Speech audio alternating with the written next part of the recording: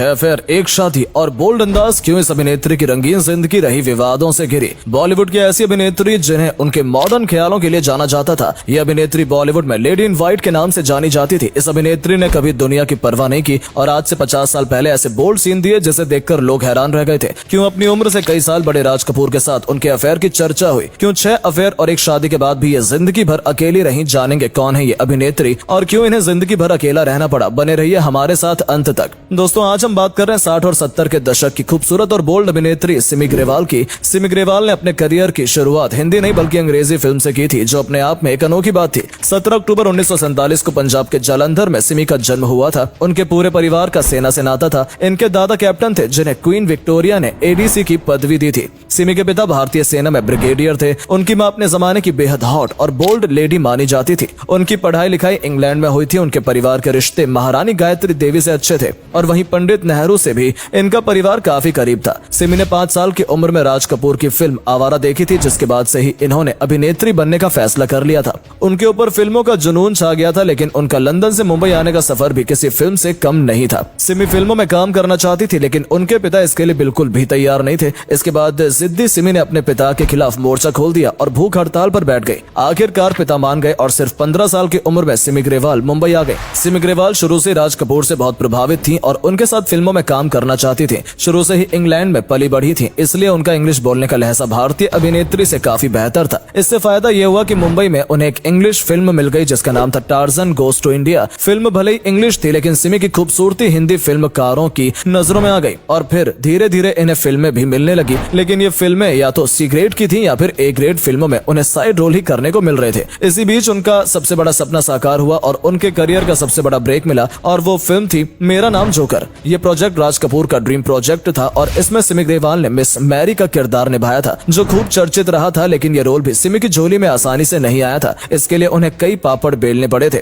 अपनी आंटी से राज कपूर का नंबर लेकर सिमी ने फोन पर उनसे बात की थी, वो भी गलत नाम से। फिर एक दिन राज कपूर ने चर्च गेट पर उन्हें मिलने के लिए बुलाया, जहां सिमी अपनी लिखी कविता और लाल गुलाब लेकर पहुंची, जिससे कि राज कपूर को इम्प्रेस कर सके। उस मुलाकात के काफी लंबे समय बाद राज कपूर का उनके पास फोन आया और उन्हें फिल्म में साइन किया गया। सिमी के पूरे करियर में सबसे चर्चित किरदारों में से एक रहा था मिस मैरी का किरदार, जो उन्हें राज कपूर ने फिल्म मेरा नाम जोकर में दिया था। इस फिल्म में न सिर्फ राज कपूर ने सिमी के अंग प्रदर्शन करवाए, बल्कि उस दौर का सबसे बोल्ड सीन भी करवा डाला। सिमी के लिए यह सब करना कोई अटपटी बात नहीं थी, क्योंकि उनका बचपन इंग्लैंड में बिंदास माहौल में ही गुजरा था। इस फिल्म के बाद सिमी ने और भी कई बोल्ड रोल किए, जो कि सालों तक चर्चा में बने रहे। सिमी ने राज कपूर, सत्यजीत रे, मृणाल सेन और राज खोसला जैसे बड़े निर्देशकों के साथ काम किया। वहीं अगर उनकी पर्सनल लाइफ की बात करें तो वो अपनी पर्सनल लाइफ में भी उतनी ही बोल्ड और बेबाक रही जितनी वो पर्दे पर दिखती थी। उनके अफेयर्स की बात करें तो उनका नाम कभी राज कपूर के साथ तो कभी मनमोहन देसाई के साथ जोड़ा गया। बताते हैं कि उस दौर की कई मैगजीन ने राज कपूर के साथ उनके अफेयर की चटपटी खबरों को छापा और खूब गॉसिप्स भी बने।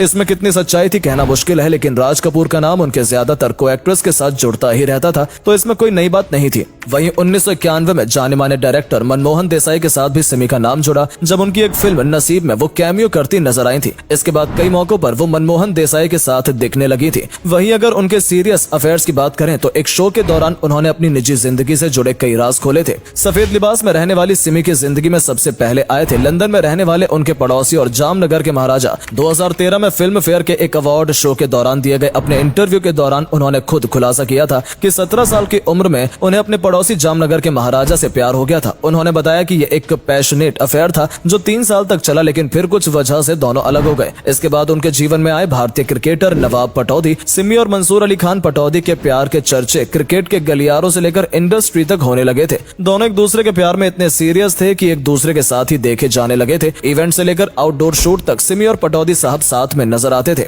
बताया जाता है कि नवाब पटौदी सिमी को लेकर इतने सीरियस थे कि उन्हें अपने घर वालों से भी मिलवाने वाले थे। लेकिन इसी बीच उनकी मुलाकात उस समय की मशहूर अदाकारा शर्मिला टैगोर से हुई, जिसके बाद सिमी और नवाब पटौदी के बीच दूरियां बढ़ने लगी और 2 साल तक चले इस रिश्ते के बाद दोनों के रास्ते अलग हो गए। इसके बाद नवाब पटौदी ने शर्मिला टैगोर से शादी कर ली और सिमी चुपचाप खामोश होकर उनके रास्ते से अलग हो गई। इसके बाद उनकी जिंदगी में वो शख्स आया जो उनका जीवन साथी बना। रवि मोहन नाम के इस आदमी ने सिमी से शादी कर ली, जो पुरानी दिल्ली के चुन्नामल घराने से ताल्लुक रखते थे। लेकिन ये शादी ज्यादा दिन तक नहीं चल सकी और दोनों 3 साल बाद एक दूसरे से अलग हो गए। इस कपल को कोई बच्चे नहीं थे और इन दोनों ने आपसी रजामंदी से अलग होने का फैसला लिया था। हालांकि इन्होंने लगभग 10 साल बाद 1979 में एक दूसरे से ऑफिशियली डाइवोर्स ले लिया था। सिमी के मुताबिक अपने फिल्मी करियर को छोड़ हमेशा के लिए दिल्ली में रहने की बात ही अलगाव का कारण बनी थी। फिर 1980 के शुरुआती दौर में सिमी का नाम जुड़ा पाकिस्तान के एक बिजनेसमैन सलमान तासीर से। आगे चलकर सलमान पाकिस्तान के पंजाब प्रांत के गवर्नर भी बने, लेकिन इस रिश्ते को कोई नाम नहीं दिया जा सका और बाद में ये दोनों अलग हो गए। अब हम आपको सिमी ग्रेवाल के उस रिश्ते के बारे में बताते हैं जिसके बारे में बहुत ही कम लोग जानते हैं। ये शख्स थे रतन टाटा, जिनके साथ सीमा ग्रेवाल एक सीरियस रिलेशनशिप में रही थी। उन्होंने अपने इंटरव्यू में रतन टाटा के प्रति अपने प्यार और रिलेशनशिप पर खुलकर बात भी की थी। उन्होंने इंटरव्यू में बताया था कि वो टाटा को डेट करती थी। दोनों का काफी लंबे समय तक कनेक्शन रहा था। रतन टाटा की तारीफ करते हुए सिमी ने कहा था कि रतन और मेरा लंबा रिश्ता रहा है, वो एकदम परफेक्ट है और उनका सेंस ऑफ ह्यूमर कमाल का है। रिपोर्ट्स की माने तो सिमी और रतन टाटा एक दूसरे से शादी भी करना चाहते थे, लेकिन किसी वजह से बात नहीं बन पाई। सिमी ने ये तो नहीं बताया कि रतन टाटा से उनका रिश्ता क्यों टूटा, लेकिन आज भी वो उनका सम्मान करती हैं और किसी भी मौके पर वो रतन टाटा की तारीफ करने से नहीं चूकती। सिमी ने 50 से ज्यादा फिल्मों में काम किया और 100 से ज्यादा अवार्ड अपने नाम किए, लेकिन उनके करियर की सबसे ज्यादा लोकप्रिय फिल्म मेरा नाम जोकर और सिद्धार्थ रही थी। फिल्म कर्ज में उनका रोल कोई भूल नहीं सकता। इस रोल के कारण एक बार फिर वो सबकी नजरों में आ गई थी। इसके बाद उन्होंने अपनी एक्टिंग करियर को अलविदा कह दिया और डायरेक्शन में हाथ आजमाया। उसके बाद कई शो होस्ट करे और तहलका मचा दिया। शो होस्ट के तौर पर उन्होंने अच्छा नाम कमाया और कई अच्छे प्रोग्राम होस्ट किए। उन्होंने सिमी ग्रेवाल चैट शो भी प्रसारित किया, जिसमें बड़ी बड़ी हस्तियों ने शिरकत की और उनका इंटरव्यू लिया गया। हमेशा सफेद कपड़ों में नजर आने वाली सिमी इतने अफेयर्स के बाद भी आज अकेली है, लेकिन सिमी ग्रेवाल आज भी सोशल मीडिया पर खूब एक्टिव रहती हैं और हर टॉपिक पर अपनी बात खुलकर रखती हैं। सिमी ग्रेवाल आज इस उम्र के पड़ाव पर भी अच्छा काम कर रही हैं और एक्टिव रहती हैं। हम उनके अच्छे भविष्य की कामना करते हैं।